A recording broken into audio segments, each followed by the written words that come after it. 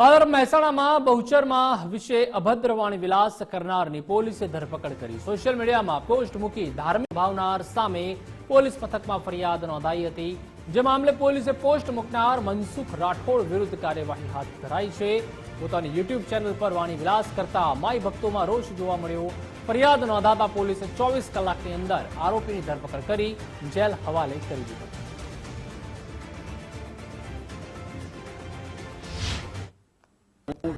आज से 3-4 દિવસ પહેલા સોશિયલ મીડિયામાં વિડીયો જોતો હતો ત્યારે મનસુખ રાઠોડ નામના વ્યક્તિનો વિડીયો આવ્યો જે બહુચરમાં વિશે અશોભનીય અભદ્ર ટિપ્પણી કરતો વિડીયો હતો। જેનો મેં એની ચેનલમાં જોયું તો ઘણા બધા આવા વિડીયો હતા, જેથી મેં એ ભાઈને કોલ કર્યો।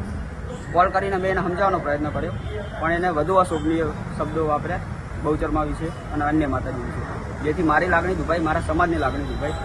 તેથી મેં કડી તાલુકામાં પોલીસ સ્ટેશનમાં ફરિયાદ નોંધાઈ અને મારી એક જ માંગ છે કે એ ભાઈને વધુમાં વધુ સજા થાય અને દંડ થાય। સોશિયલ મીડિયા પર એક વિડીયો જોવામાં આવ્યો, એમાં એક દરબાર ભાઈએ જે કડીના વતની છે એવું જાણવા મળ્યું હતું। એમના દ્વારા મનસુખ રાઠોડને ફોન કરીને કહેવામાં આવ્યું કે ભાઈ તું બહુચરમાનું અપમાન કેમ કરે છે। એટલે એ ભાઈ મનસુખ રાઠવાએ સામે પેલા સોલંકી ભાઈને એમ કીધું કે ભાઈ આ બહુચરમાં તારી શું થાય?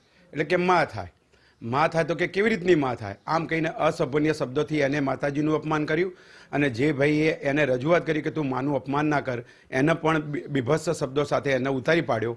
આ વિડીયો જોતા બહુચરાજીની માઈ ભક્તો જનતાને આક્રોશ થયો કે ભાઈ માને માટે આવો શબ્દ બોલનારા મનસુખ રાઠોડ છે તો એને ખરેખર કાયદાનું ભાન થવું જોઈએ। જેમાં આરોપી મનસુખભાઈ રાઠોડ કે જેઓ કોટડા સાંગાણી રાજકોટના રહેવાસી છે, તેઓએ પોતાના યુટ્યુબ ચેનલ મારફતે હિન્દુ દેવી દેવતાઓને વિશે અભદ્ર ભાષામાં વાતચીત કરી।